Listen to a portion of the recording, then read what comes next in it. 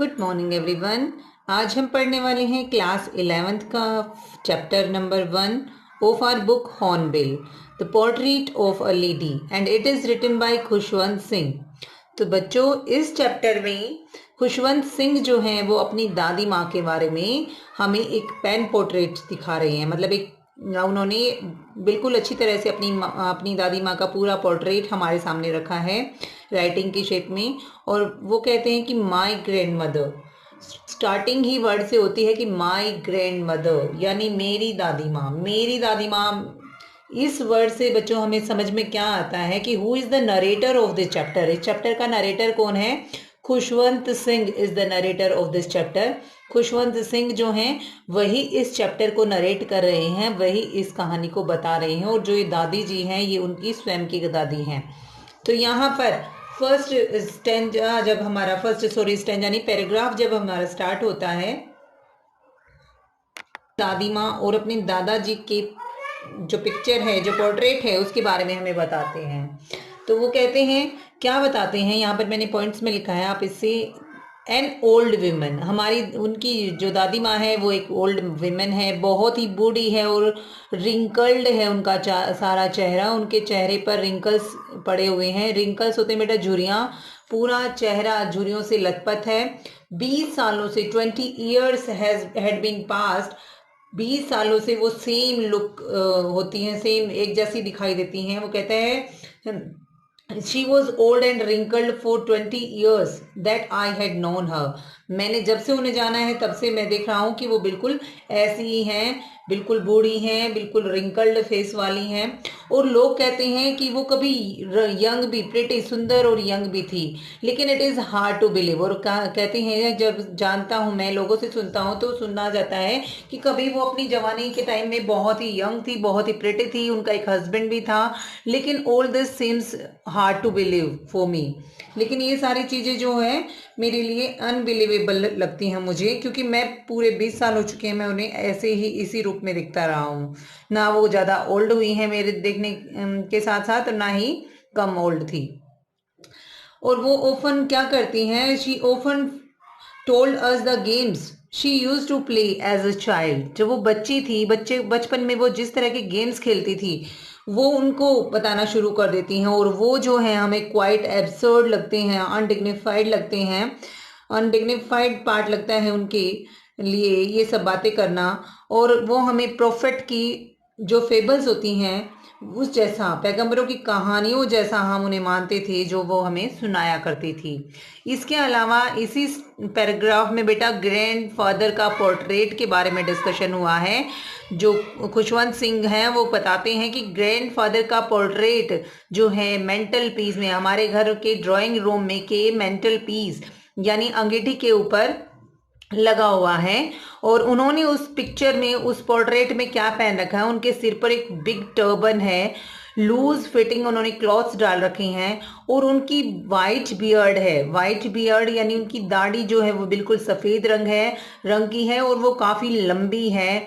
और उनकी लुकिंग को, उनके ड्रेसअप को और उनकी लंबी सी दाढ़ी को देखकर लगता है कि वो 100 साल के जरूर रहे होंगे, और वो कभी जवान तो बिल्कुल नहीं रहे होंगे। लगता है कि वो जरूर सिर्फ उनके बहुत सारे ग्रैंड चिल्ड्रन ही रहे होंगे। इस तरह की लुकिंग देखता है वो, इस तरह की लुक उस पोर्ट्रेट में ग्रैंडफादर की दिखाई देती है। आगे खुशवंत सिंह बताते हैं अपनी दादी माँ के बारे में ही कि she had always been short, fat and slightly bent. हमेशा वो थोड़ी सी छोटी, फैट और स्लाइटली बेंट रही थी। क्रिस क्रॉस ऑफ रिंकल्स उनका चेहरा रहा था। हमेशा वो अपने वाइट क्लॉथ्स वियरिंग किए रखती थी, पहने रखती थी सफ़ेद कपड़े। और उनका one hand on her waist, और उनका वो अपना एक हाथ, जैसे आपने देखा होगा ना, जब ज़्यादा बूढ़े हो जाते हैं, बेंट हो जाते हैं, तो जो बूढ़े लोग होते हैं वो अपनी कमर पर हाथ रख लेते हैं। तो एक हाथ अपने आप को स्टेबल करने के लिए, अपना बैलेंस बनाने के लिए वो हमेशा अपनी वेस्ट पर रखती थी, और दूसरे हाथ में बीड्स ऑफ हर रोजरी, अपनी मनकों की माला को वो हमेशा घुमाती रहती थी। उनके लॉक्स मीन्स बेटा हेयर्स, उनके जो बाल थे वो सिल्वर कलर के थे। सिल्वर मीन्स वाइट कलर के हो गए थे। एंड कॉन्स्टेंटली उनके लिप्स जो थे वो इनऑडिबल प्रेयर में मूविंग करते रहते थे, यानी हमेशा वो प्रेयर करती रहती थी, वो कुछ मन मन में बोलती रहती थी, सुनाई देता नहीं था, इनऑडिबल होता था उनकी प्रेयर, लेकिन उनकी जो लिप्स थे वो हमेशा मूव करते रहते थे।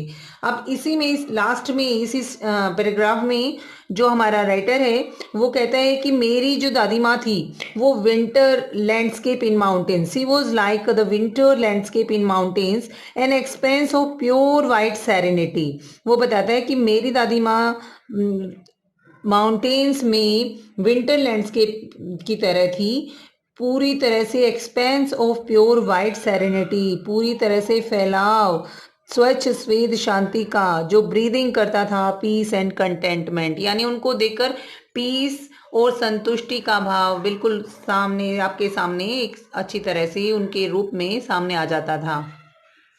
हमेशा शांत, हमेशा श्वेत कपड़ों में लिपटी हुई, भगवान को सदैव याद करने वाली, इस तरह की थी मेरी दादी माँ।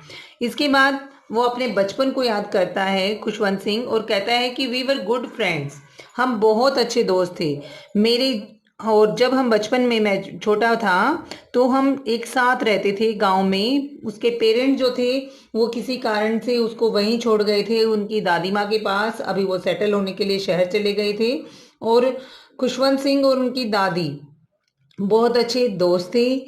और खुशवंत सिंह के माता पिता उसे दादी के पास ही छोड़ गए थे जब वो शहर में रहने के लिए चले गए थे, तो लगातार दोनों एक साथ रहते, दोनों एक साथ जागते, फिर स्कूल के लिए जाते, दोनों स्कूल में भी इकट्ठा ही जाते थे, दादी माँ उसे स्कूल लेकर जाती थी।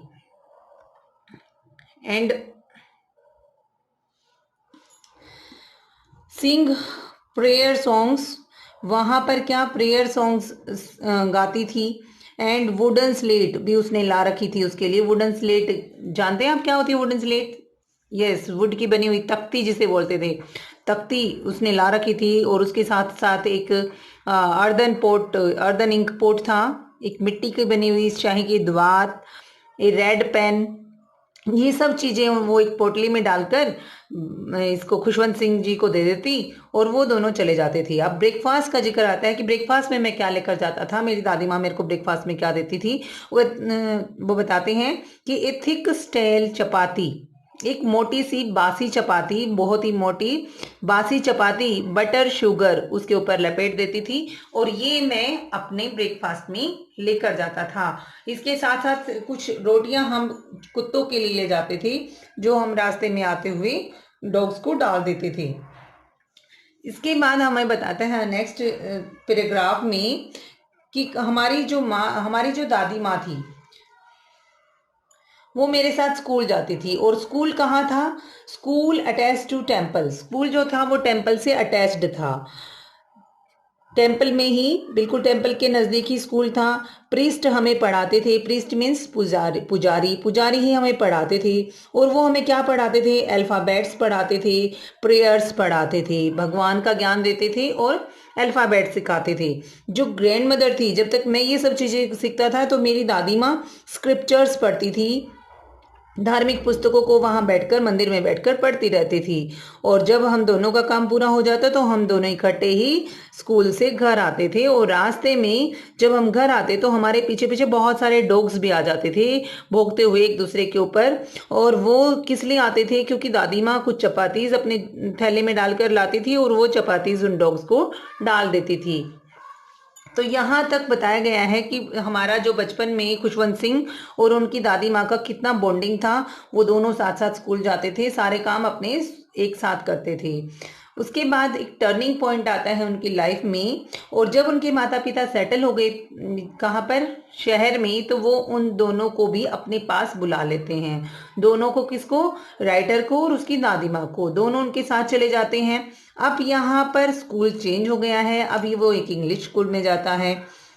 सेम रूम तो है, यहाँ पर दादी और उनका पोता यानी खुशवंत सिंह दोनों एक ही रूम में रहते हैं, बट नॉट सेम स्कूल। लेकिन पहले तो दादी माँ और वो दोनों एक ही स्कूल में जाते थे, but now the school has been changed. अब दादी घर पर ही रहती है, उसको, जो खुशवंत सिंह है उसको ले जाने के लिए उसको इंग्लिश स्कूल में डाल दिया गया है, उसको मोटर जो है वो लेकर जाती है, वही छोड़कर जाती है। तो दादी माँ उसे स्कूल में ना ड्रॉप करने जाती है, ना उसे लेने जाती है, ना उसके साथ वहाँ रहती है।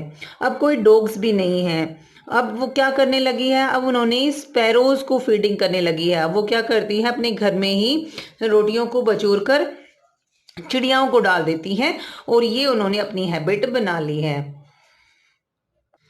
इसके बाद बताते हैं खुशवंत सिंह जी कि जब वो वहाँ पर अपने शहर में आ गई, तो शहर के नए स्कूल में जब वो जाना शुरू करते हैं, तो जैसे जैसे समय गुजरता गया, हम दोनों एक दूसरे से कम मिलने लगे। हम का मतलब यहाँ पर आपको समझ में आ रहा होगा बेटा। हम मीन्स दादी माँ और उनका पोता खुशवंत सिंह। हम एक दूसरे से कम मिलने लगे। कुछ समय तो मुझे निरंतर वो जगाती रही, स्कूल के लिए तैयार करती, और जब मैं वापस आता तो वो मुझसे पूछते कि टीचर ने क्या पढ़ाया। तो जब मैं उसने बताता कि अंग्रेजी के कुछ शब्द पढ़ाए, इंग्लिश वर्ड्स पढ़ाए, हमें साइंस के कुछ लॉज के बारे में बताता कि भाई हमें गुरुत्वाकर्षण का नियम पढ़ाया, आर्किमिडीज के सिद्धांत पढ़ाए, तो इस तरह की बातों को सुनकर वो अनहैप्पी हो जाती थी, क्योंकि वो उन सब चीज़ों में, उन सब बातों में मेरी हेल्प, मेरे होमवर्क में मेरी हेल्प नहीं कर पाती थी। उन्हें इस बात का भी दुख रहता था कि नो गॉड टीचिंग, कोई भी अच्छी बातें सिखाई नहीं जा रही, भगवान के बारे में, भगवान के स्क्रिप्चर्स के बारे में कोई ज्ञान दिया ही नहीं जा रहा है यहाँ पर। तो उन्हें इस बात से बड़ी ही मायूसी होती थी। अब एक दिन मैं जब आता हूँ और मैं आकर बताता हूँ अपने घर में कि अब हमें म्यूजिक सिखाया जाएगा, म्यूजिक लेसन्स दिए जाएंगे, तो वो काफ़ी डिस्टर्ब्ड हो जाती है। वो म्यूज़िक को अच्छा नहीं समझती थी, और उनके अनुसार जो म्यूज़िक था वो हार्लॉट्स यानी वेश्याओं और भिखारियों का एकाधिकार था उस पर। वो सिर्फ उनके लिए ही, उनसे ही संगीत का संबंध था, बाकी भले लोगों के लिए संगीत कोई मतलब नहीं रखता था। उन्होंने कुछ नहीं कहा, साइलेंट रही। साइलेंट का मतलब डिसअप्रूवल था, और उसके बाद तो उन्होंने मुझसे बोलना और भी ज़्यादा कम कर दिया। Went up to university. अब जब मैं वेंट अप टू यूनिवर्सिटी, जब मैं विश्वविद्यालय में गया, तो मुझे एक सेपरेट रूम दे दिया गया। अब मैं बड़ा मान लिया गया था कि मैं बड़ा हो गया हूँ, तो मुझे अलग से कमरा दे दिया गया। तो हमारे बीच में कमरे का जो बॉन्डिंग था कि हम दोनों एक कमरे में रहते थे, जो वो बॉन्ड था वो ख़त्म हो गया आपस में। जो सांझी कड़ी थी वो हमारे बीच की टूट चुकी थी, और दादी माँ ने इस सब को भी एक्सेप्ट कर लिया। हर सेक्लूजन, अपने एकाकीपन के को एक्सेप्ट कर लिया, विद रेजिग्नेशन, बिना किसी असहमति के, बिना किसी विरोध के उन्होंने इस बात को भी एक्सेप्ट कर लिया, भाई चलो ठीक है, बच्चा बड़ा हो गया है, मैं अकेली रह लूंगी। वो अपनी स्पिनिंग व्हील क्या होता है बेटा, चरखा काटना, वो अपने स्पिनिंग व्हील को कभी नहीं छोड़ती थी किसी से भी बात करने के लिए। वो सुबह से लेकर शाम तक अपने स्पिनिंग व्हील पर जो है काटती रहती थी, सूत काटती रहती थी, और इसी बीच में अपनी प्रेयर्स को भी चैंटिंग करती रहती थी, प्रेयर्स भी बोलती रहती थी। और इसके अलावा उनका सबसे फेवरेट टाइम क्या था, सबसे फेवरेट वर्क क्या था, फीड स्पैरोज। क्या आपने कभी फीडिंग की है बच्चों? कभी किसी पक्षियों को दाना डालना, और जब वो आकर आपके पास बैठकर खाएं तो कितना अच्छा लगता है ना। तो ऐसी ही फीलिंग, ऐसी ही सिचुएशन यहाँ पर हमारे राइटर ने मेंशन की है, हमें बताया है कि किस प्रकार से उनके जो दिन था उसका सबसे सुंदर टाइम था, जब वो वहां पर दोपहर में थोड़ा सा आराम करने के लिए वो चिड़ियों को दाना डालती थी। जब वह बरामदे में बैठकर रोटी के छोटे छोटे टुकड़े करती थी, तो सैकड़ों छोटी छोटी चिड़िया उनके चारों ओर इकट्ठा हो जाती, और उनकी चहचहाहट से सचमुच पागल खाने जैसा सीन उपस्थित हो जाता था। कुछ चिड़िया आकर उनकी टांगों पर बैठ जाती, कुछ उनके कंधों पर बैठ जाती, कुछ तो सिर पर भी बैठ जाती।